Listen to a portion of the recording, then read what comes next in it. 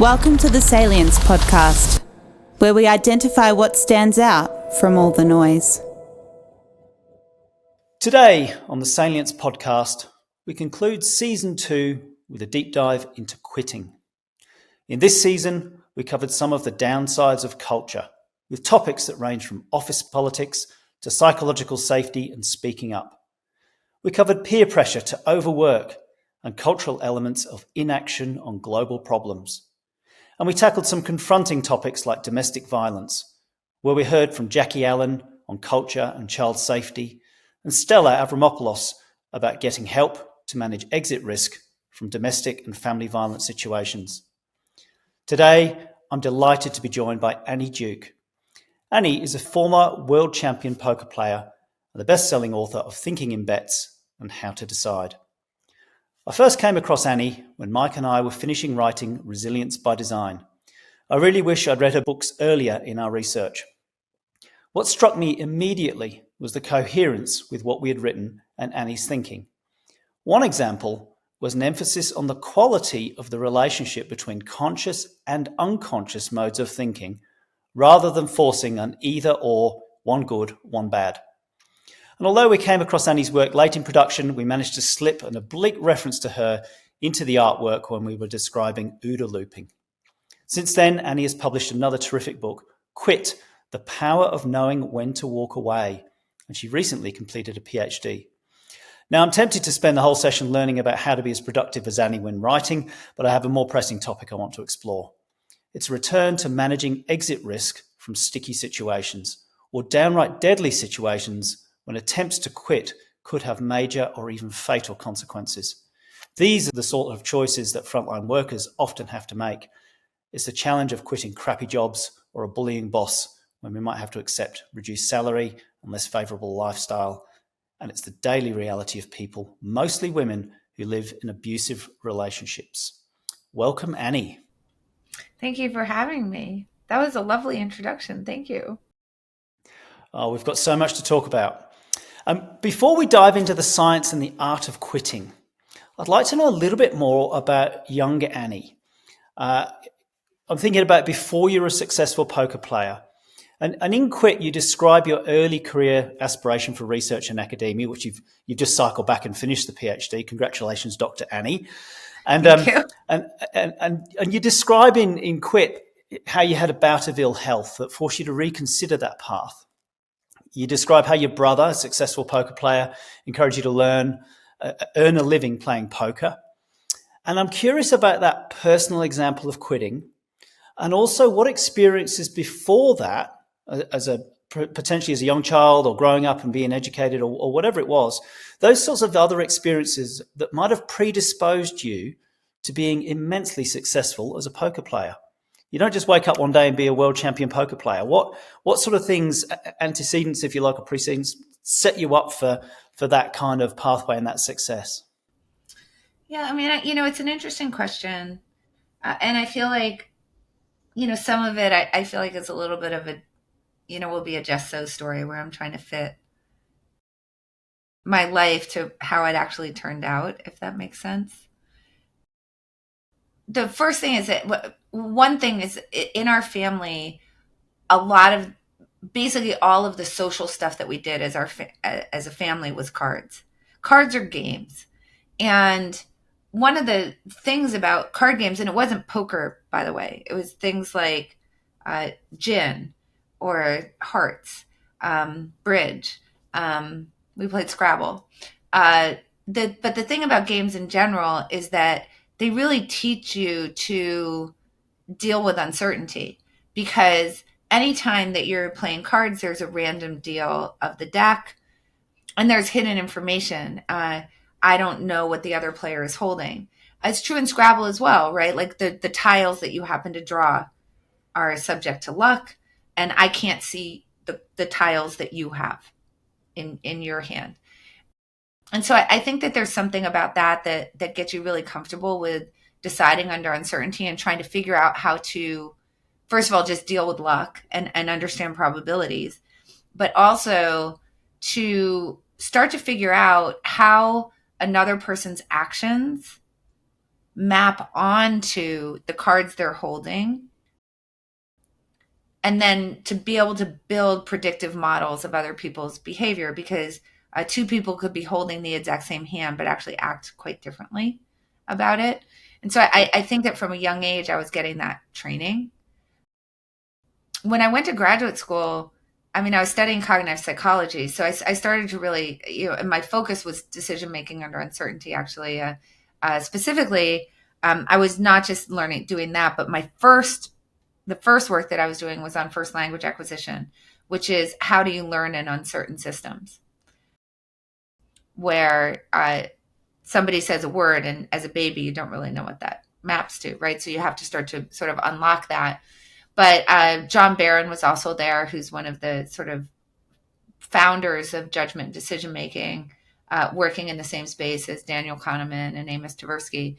And so I was kind of learning that from an academic side. I was certainly learning probability theory. And then when I got sick and I had to leave after 5 years, and just to give people a sense, like I was on the job market when I had to leave. I completed my work when I had to leave. I turned to poker a little bit out of necessity for money, certainly at the encouragement of my brother, for sure. But I think that sort of everything that had happened up to that point, what I had learned playing a lot of games as a child, what I had learned in graduate school, kind of put me in a position to sort of think about that game maybe differently than other people who might have been playing it. And I think that the being forced to quit graduate school made me also less risk averse. So I wasn't sort of afraid to take the plunge into something, because I sort of felt like, well, if it didn't go well, I could just stop doing it. And I always sort of thought, well, I could also go back to graduate school, which I eventually, it was a long time later, but I eventually did. And I think that you have to have an appropriate level of fearlessness when you're playing a hand of poker, and an overall, kind of in the broader sense, an appropriate level of fear about not managing risk well. So there's a difference between like what you're doing in a given hand, where you have to be pretty confident and fearless, and what you're doing over the course of your career, which is being very afraid that you're not like managing the risk well, that you're not actually positive expected value. And I think that my background gave me like a good combination of those two things. So, but who knows, right? I mean, like I'm telling you this as if I know that this is true, but it's my best guess. We're all prone, of course, to hindsight, and retrospective coherence, I think, is the correct term. We form a pattern based upon what we see. However, it's remarkable how often I ask this question of people, and they say, well, this happened when I was a kid. And you think about it, and you think, absolutely, it sets somebody up to predispose them to be able to capitalize on an opportunity. If you hadn't played card games as a child, and if you didn't have that within your family culture, it's pretty unlikely that you'd be down this path, right? And I think that what I like about that is that it's not about playing cards, it's about what it taught you about being comfortable with uncertainty, about ambiguity, and about the people interactions that you described there, the actions that they take when they could have been dealt the same hand, but what then happens next. And I just think that really encapsulates so much. There's something else you said, I think, which is getting us towards this idea of quitting. You talked about, I quit grad school, I went into poker, but this is my word now, you kept optionality there, which is, well, I can always go back if it doesn't work. Mm-hmm. I had that in my mind for a very long time, by the way. I remember I was back living in Montana at the time, and the local college was asking me if I wanted to go and teach there. I thought about it. Like I sort of always had it in my mind that I could go back at least for the first decade or so. Yeah, wow. I think this is so important. I work a lot with frontline agencies, and people get stuck in their identity, their sense of identity, and they get what I call golden handcuffs. They get well-paid jobs, they get their identity all wrapped up, and they've lost all optionality. And then the context changes, they get burnt out, they get tired, they get traumatized, they see one too many fatality or whatever it might be, and they've just got nowhere to go. And I think that what you've described there, even though I haven't even got to the meat and potatoes of this conversation yet, you've already identified some critical things about creating options to change course. Yeah, I think there's a few things in what you just said. There's a lot of cognitive biases that make it really hard for us to quit, and we can explore those. But there's some other things going on that are more in sort of what we'd think about as motivational psychology, behavioral psychology, sort of separate and apart from the cognition issues that we have that make it hard for us to quit. One of them you just mentioned, which is the things we're doing and the things we believe, which are obviously related to each other, become part of our identity. And there's just a lot of evidence that the hardest thing to walk away from is who you are. It's just very difficult to do that. And that's true both for, when you're really strongly identified with, for example, your job, and you're now in a situation where the things that are going on in the role that you're doing, if you had known before you ever took the job that you would be in that situation, and I asked you at that time, would you take the job if you know this is what's going to happen? What you would say, no, you won't leave, because who are you going to be then, right? Like, I quit poker a bit. I mean, I've been retired from poker now for 11 years. And it's hard. It's like, well, I'm a poker player. What does it mean? Who will I be when I leave? And I that's true for not just like things you're doing, but also we can see that with people's beliefs, right? So we can see that most strongly in the political sphere. That's very hard for people to get to abandon beliefs that are integrated with their identity. But obviously outside of the political sphere as well, even just in terms of like strategies for dealing with things, like the way that someone might dig their heels in about their ideas about how to manage a wildfire, for example, right? And you can see competing schools of thoughts, and people really don't like to abandon those schools of thought because it defines them. So I think that's a really huge problem that you identified. And I think that for me, and this is something that I write about in the book, having been forced to quit graduate school made all of that a lot easier for me, because I sort of knew, like, well, it's okay. Like, you go and find something else to do. And I started being very intentional in exploring lots of different things.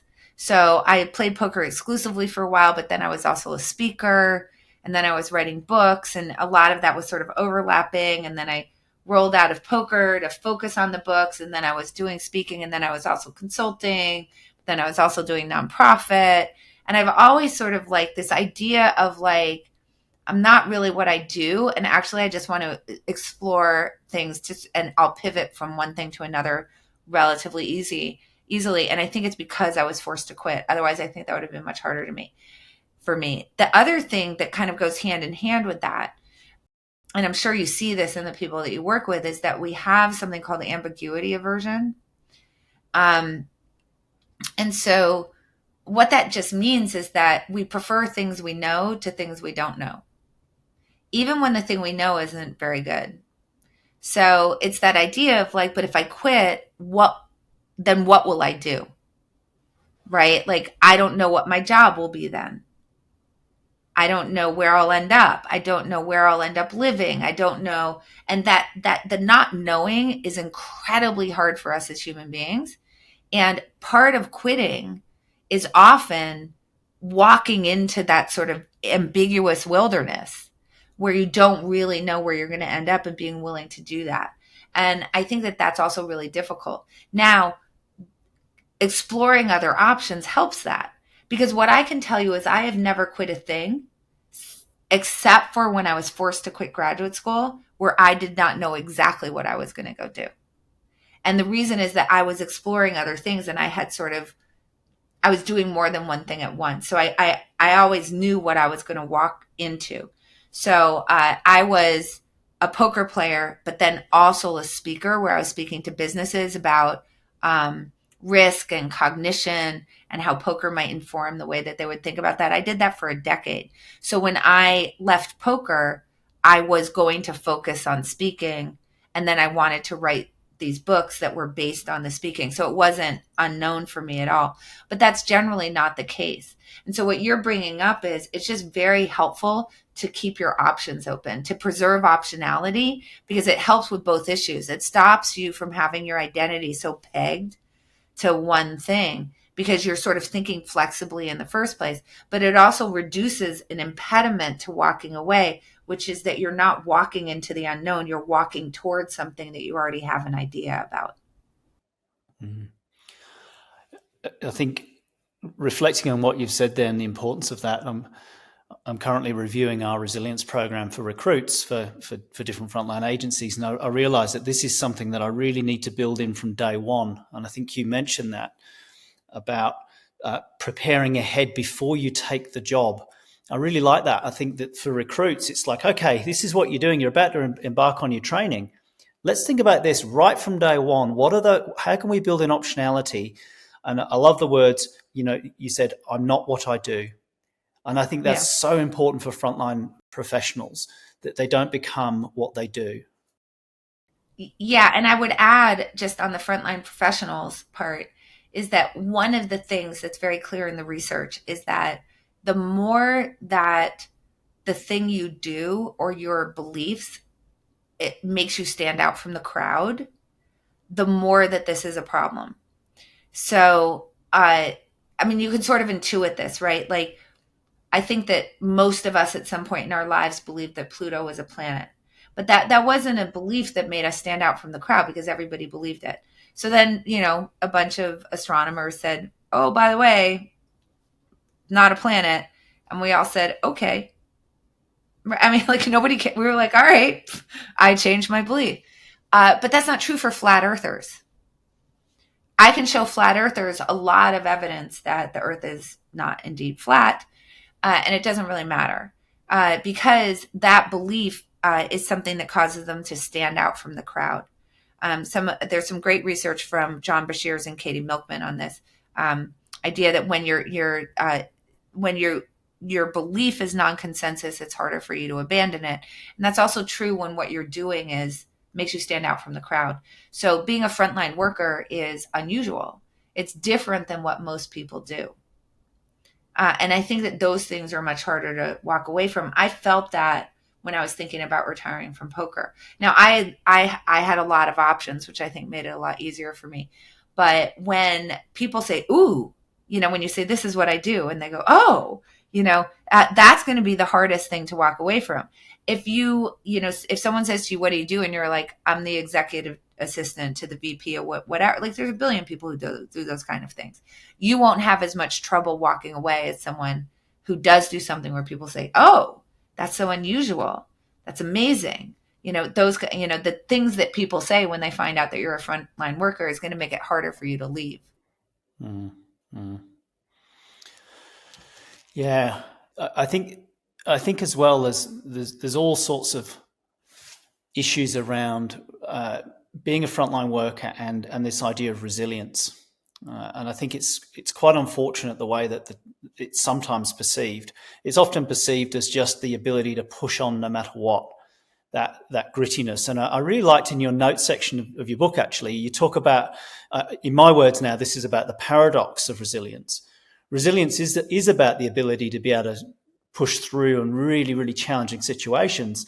And it's about the ability to say, actually, this is now the time to get out. This is about we call it choice 4, which is, get out, change your job, do something different.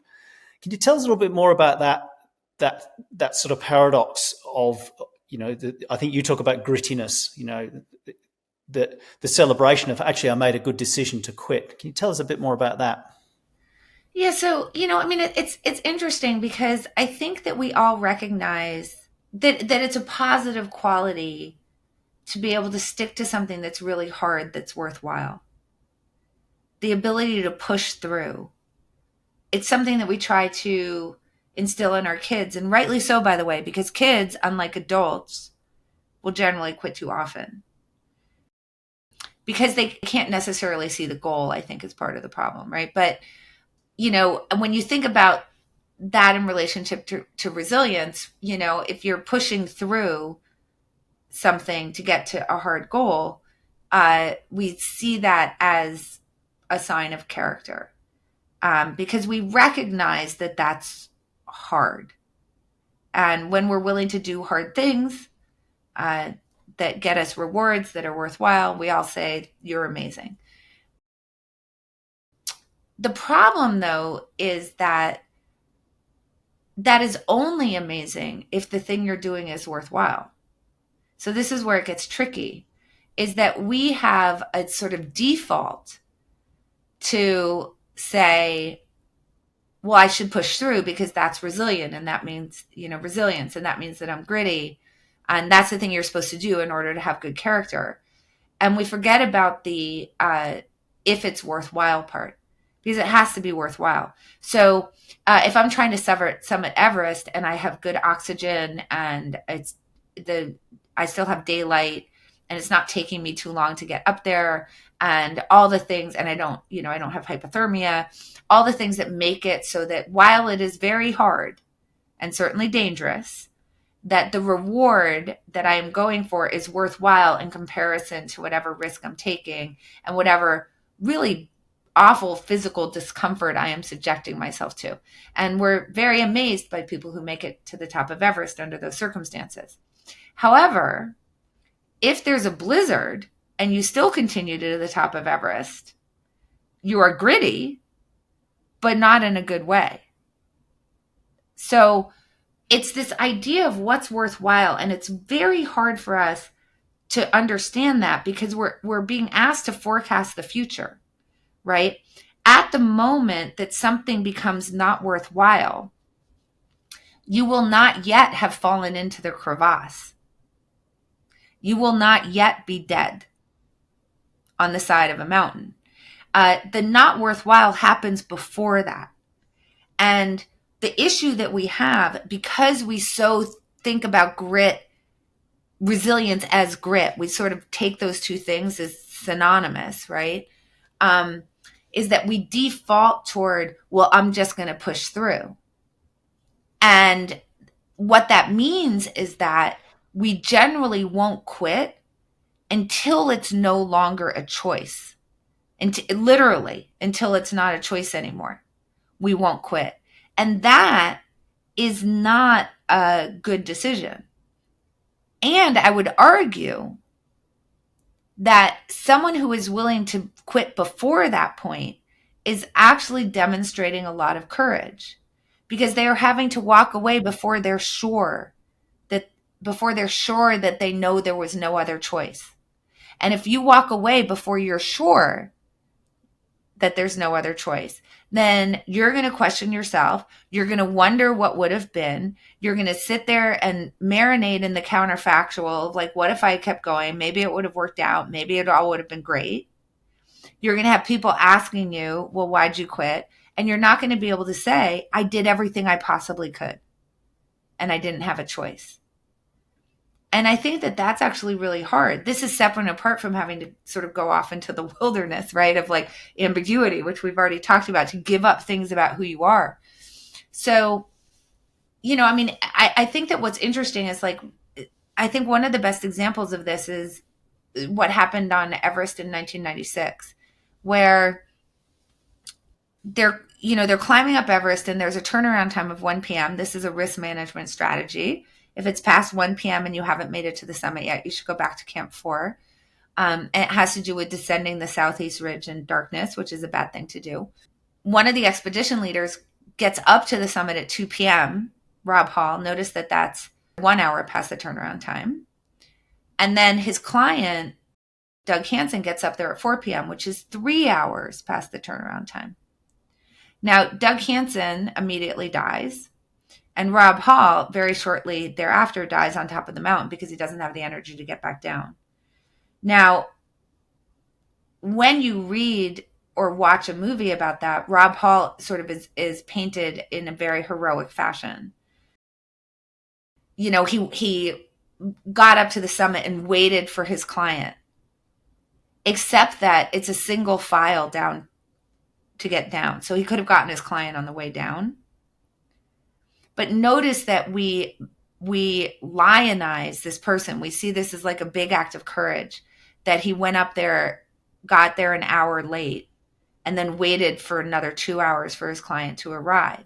Whereas there were 3 people who did turn around at 11:30 actually, because they realized that they wouldn't make it till the summit until 2:30. And we don't even know their names. I know their names, Hutchinson, Tasky, and Kosicki, but we don't know who they are, even though they made the better decision because they followed the risk management strategy that said to you, look, if it's after 1 p.m., it's not worthwhile for you to continue climbing anymore because the chances that you will die are now too high. That's what that turnaround time is telling you. So they turned around at 11:30 a.m. So I want you, Ian, to put yourself in their position so we can understand the courage that this takes. There are 31 people trying to climb that mountain that day. You're one of 3 who says, I'm going to turn around at 11:30. You've paid $75,000 to do it. You've been training for like a year. You're already mostly you're 300 feet from the summit at that point. And when you turn around, you know that the 28 other people are going to continue up and they may get to the summit and you won't. Think about that as a thought experiment. How hard would that be for you to turn around in that situation? Mm-hmm. Well, for me personally, I've been in that situation many times, and I'm pretty good at tapping out. And in fact, I've quit 80 meters from the summit of a 5,000 meter mountain, literally 80 meters, just because I had an uneasy feeling that the person I was with, one of the people I was with, had a high chance of slipping. I just didn't like the way she was walking. Yeah. And I said, it's time to turn around, folks. This is where we are right now. Slip's fatal. Let's just not do it. Right. So you know from mountain climbing that that's unusual. Yeah. That what you're doing there is incredibly unusual. Yeah. Summit fever is a thing. It's really interesting how I know a lot of people who've had children, and that becomes easier when they have children. They get a better appreciation of the consequences, I think. Not everyone, but certainly that's something there. I'd like to explore this more in a cross-domain application now. You talked about the 1 p.m. turnaround, the incredible courage it takes to turn around before then. And in fact, when we talk about resilience, we call this the Everest pattern, which is about those there's some fixed heuristics like 1 p.m., but there's all sorts of other ones. And you mentioned them. Oh, sure, yeah. Have I got hypothermia? Do I feel well? How's my team going? What's the dynamics? All these other factors. And I like this idea of walking away before. And what I'd like to do is I'd like to take everything you've just said and thinking about Everest, and I'd like now to apply it in one of the most desperate situations. And it faces millions of people around the world face this, mostly women. And it's when they find themselves in domestic and family violence situations. And part of that is they get trapped, and this escalates to a point where it is literally life and death. Mm-hmm. They have to make a decision to leave, and if they do, there's a risk that they'll be punished or killed. And if they stay, there's a risk that they'll be punished or killed. And I think part of this is about a courage to leave really, really early at what I call the weak signals. It's not escalated yet to domestic and family violence, but I mean, there's so much in here, but I'd just like to open that as a topic for you. What advice have you got for mainly women in this sort of situation around the world? They're trapped, they're in there, they've either got a weak signal, if we're lucky, or they're already a long way into this situation. What guidance have you got for them about how to quit? Yeah, so let me just start with sort of farther into the situation. One of the things that happens to us that's related to what we were talking about earlier with ambiguity is that there's something called loss aversion. This is a concept from Daniel Kahneman and Amos Tversky, part of something called prospect theory, which is that when we're making decisions, we get very focused on the downside. And we tend to be much less sort of sensitive to what the upside potential of the decision might be. But there's an asymmetry in sort of the recruitment of this problem of being overly focused on the downside, which is that we don't recruit loss aversion for sticking with the status quo. In other words, whatever the situation is that we're in right now, we don't think as much about the downside. There's not that same asymmetry as when we think about switching to something new, and then we'll really think about the downside. So, let me give you a job example, and then we can relate it to your situation. So you'll talk to people who are in a job that they hate, and you'll say, well, why aren't you leaving? And they'll say things like, well, what if I can't find a new job? Or what if I take a new job and I really hate that one? And their conclusion kind of ends up being, so I should stay in this job, which I hate. But if you actually sort of get them to focus a little bit on like a better idea of sort of what the upside potential is of the switches comparatively, you can get them to a more rational place. So if you were saying that to me, Ian, and I said to you, well, imagine it's a year from now, what's the probability that you're going to like the job you're in now? Okay, well, that's a pretty easy forecast because you hate the job you're in. And so the answer is probably going to be 0, right? Like I know I'm going to hate the job that I'm in because I've hated it for 2 years. Okay, so you say, all right, so there's a 0% chance that you're going to be happy in the job that you're in a year. What if you quit your job and you go and think about your life in a year, having quit your job? What do you think the chances that you're going to be happy? And they'll say things like, well, I might not find a job, or my new job I might hate. And you say, I understand that. But what are the chances that you're actually going to be in a situation that you're pretty happy with? And they'll realize pretty quickly that it's higher than 0%. Right? Like, even if they're not exactly sure, sometimes they'll say, well, I think it's 50-50, or maybe like, a third of the time I'm going to be happier.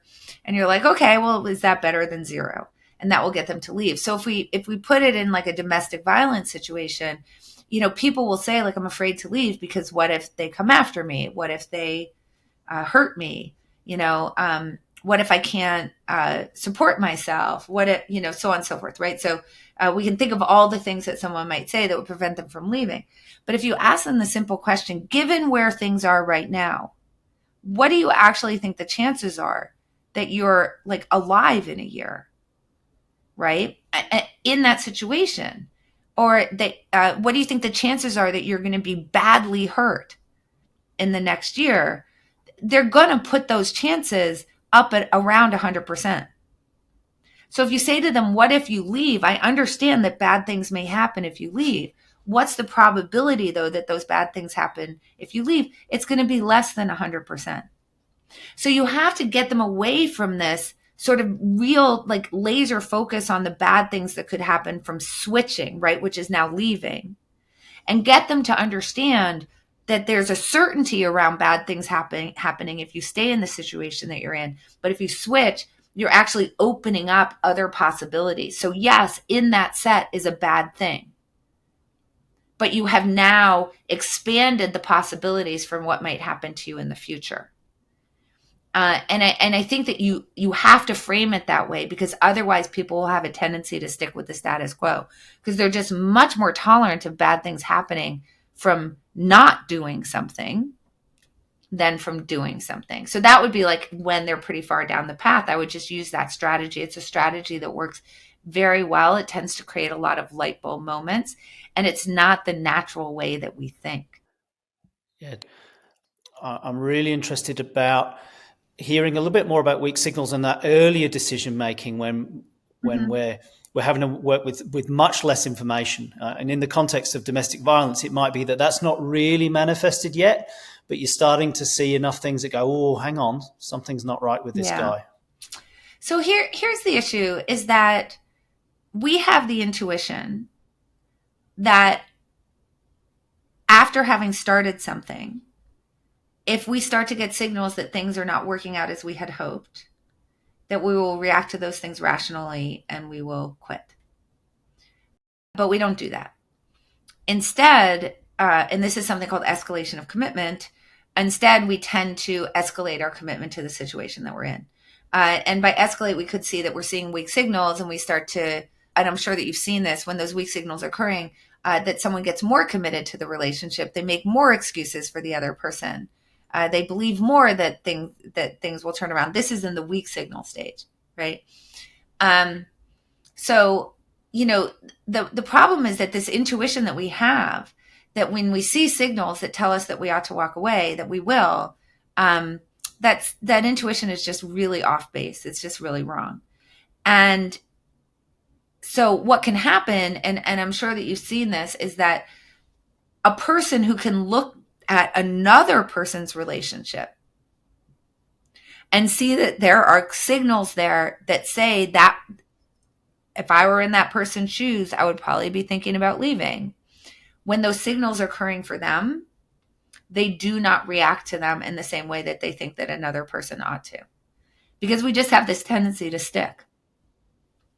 So what I always suggest to people is, look, it would be good if you did this in advance. Like, what are the things that I could see as I'm starting this relationship that would tell me that maybe I ought to consider like leaving or getting counseling or, so on and so forth. But people generally don't do that. But let's imagine you're in a situation where there are weak signals occurring and someone's not reacting to them.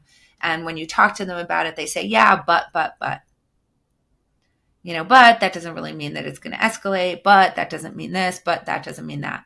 That's the moment where you should say to them, okay, how long are you okay with the situation as it is right now? So you want to set some sort of deadline around this. And then you say to them, tell me what you could see in the future that would tell you that this is getting worse. And write those things down. And then tell me what you could see in the future that would tell me that you think it's getting better. And you write those things down. And by future, I mean by the deadline, right? Like whatever that date is that you say, like, I'm okay with the situation as it is for 3 months, but I would like it to get better. And then separately, you're saying, what would be a signal in the future that I could see that would tell me that there's an escalation occurring? What would be the signals that I would see that tell me that things are getting better? So you actually write those down, and it's really good to do with a partner, right? So you're not saying to someone, I want you to leave today, because that's probably going to be unsuccessful. You're saying to somebody, okay, today there are things that are telling us that things may not be where you want them to be. Let's look at what could you see in the future that would tell you that things have gotten worse? What would you see in the future that would tell you that things have gotten better? And how long are you okay with this stuff occurring?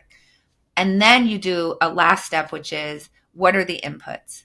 So you now know what this would look like if things were better. What do you think the inputs are that would get us to that better version of the future? And you should try those things. And if those don't work out and we see that the sort of escalating or bad version of the future is occurring, you're going to commit with me to the following actions. So you actually really have to do the advanced work. So the big problem is that when you start to see weak signals, once you've ignored them, even when those signals continue to persist, you'll tend to continue to ignore them, even though you find out that they're persisting. And when they start to escalate, you will also tend to continue to ignore them. So you need to have that stop moment where you say, I need to imagine what the future looks like. Write down what those signals are going to look like at some time in the future, pretty near term in this particular case, and then commit in advance to acting on those signals. And that will increase the chance that someone will react earlier than when there is real serious danger occurring. I think what I like about, there's a number of things I particularly like about what you've said. It's establishing some really concrete evidence for getting better and for getting worse. You impose a deadline. By when would you expect to have seen things either better or worse? I like that you said that you want to invest. Try those things that could make this better, and be realistic about that, and have a really clear. You called it a stop moment. I think that's such good guidance for those early days, for those weak signals. And I'm sort of recapping the salient points I've taken from today, and that's something I think super important for weak signals. When you find yourself in a really sticky situation, whether it's a job, family violence, or it could be mountaineering, it could be anything with high risk. I think what you did there was beautifully describe what I call a future pace. You go to the future and you say, what's the probability that it's going to improve? And if you do make the change and you get out of that stickiness that we have to stay where we are, what's the probability that it will be as bad as it is now? And I think you said that, it goes from often 100% likelihood that I'm either going to be dead or injured versus, hey, maybe it's a 50% chance that I get this. So we're starting to look at the odds. We're, I guess, to play on your one of your previous books, is starting to thinking in bets almost. Yeah, because otherwise, what happens is that we get focused on the 50%, right? Well, if I leave, I might get hurt. It's like, okay, but you have to think about that probabilistically. Yes, you might get hurt, but it's a near certainty that you'll get hurt if you stay. And that's where people kind of get hung up. You have to do that we sort of think that we do that anyway, and we don't. And, one of the things that people will say is, well, what's the difference between seeing a signal, like the weather looks pretty bad, or your partner isn't walking right? Why is there a difference between seeing that in the moment and saying in advance, when you're down at the base of the mountain, if I see my partner walking a certain way, I'm going to stop? Isn't that a distinction without a difference? And the answer is no. It's actually such a huge difference in our ability to actually follow through on those types of actions, to get out of situations where we're seeing signals that tell us that things aren't going to go well. Yeah, so important. I think that could relate to something we talked about earlier as well, which is about wrapping up what we do with a sense of identity, and perhaps using some of this work around criteria and evidence. What would tell us that we are starting to get over-invested in a sense of identity, particularly in, say, a frontline job? So I think that might relate there as well. And I've got one other thing that you said, Sue, right at the beginning of our conversation, which was about learning to become comfortable with uncertainty. And I think that's the sort of arc that I've really taken from today. And as we start to sort of draw today's conversation to a conclude, I wonder if you could direct people's attention to something important in the world, what would it be? That's a very broad question. It's broad deliberately. Like I don't want to be self-serving and send people to the Alliance for Decision Education, but there I just did. I think that if I had to direct people's attention to something, I would say there's a lot of resources out there for really thinking about how to make better decisions. And I would be directing people to those resources. One of those resources happens to be a nonprofit that I founded, which is trying to bring good decision-making to K through 12 students. Because I think that in the end, like, really how our lives turn out is only driven by two things: luck and the quality of our decisions. That's it. And I don't think that we're thinking enough as a society about how to really focus on how to improve people's decisions. We teach the people trigonometry, which most people don't need. But we don't really teach people, like, what is a good decision? How do you think about what a good decision is? How do you sort through information and figure out what's true and what's not true? And then figure out what to do about it. What does the structure of a good decision look like? And I just don't think that I don't think we're teaching kids or adults, frankly, the right skills for actually being able to think through these things. And in the end, you have no control over luck, but you can control the quality of your decisions. And so why aren't we doing more to increase the quality of people's decisions? So, that's a message that I'd really like the whole world to get. I think the world would be a lot better off if we understood that. And your answer's immaculate. you said, hey, that's a really broad question. And the reason I ask such a broad question is that it invites people to think about tipping points or things that will make a systemic difference. And you talk about the Alliance for Decision Education. It's a not-for-profit that you co-founded. I'd like to direct listeners to the website on there. It is absolutely worth looking at. And the reason I say that, apart from you're the guest here, of course, is it's the sort of change that can make enormous changes right across the world. It's the sort of fundamental of thinking about how we make better decisions. And you make an important point in education there. I think personally there's far too much emphasis on learning how to remember something, how to follow a process, not how to think. And it's those fundamentals of learning to think that will allow you to solve some of these big intractable problems, or at least find different ways around them. So I think that's exactly the sort of answer I was looking for. And I've got no problem giving you a plug for that. I think. Okay, well, thank you. I appreciate it. I mean, I just feel like name a problem. If you teach people to make better decisions, it's more likely that problem's going to be solved. So I agree. And we began by exploring your early days. And we talked about life before graduate school, playing cards and games in your family, and then graduate study, poker, speaking, writing books. Just finished your PhD, closing that loop. What are some of your future aspirations? It could be work or elsewhere in life. So the PhD was a lot of work, particularly because I do have consulting clients also, and I do research and I teach. So I spent the summer really focusing on playing a lot more tennis.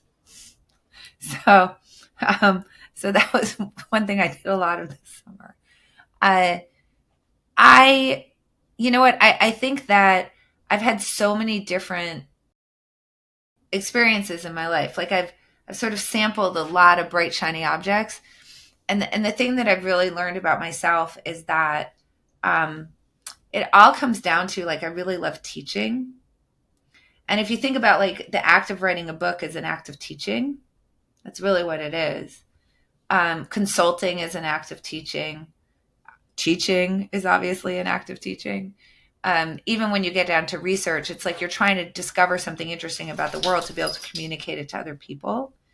And I think that's the thing that I really love. So I'm just going to sort of keep chugging with that, at least for the moment.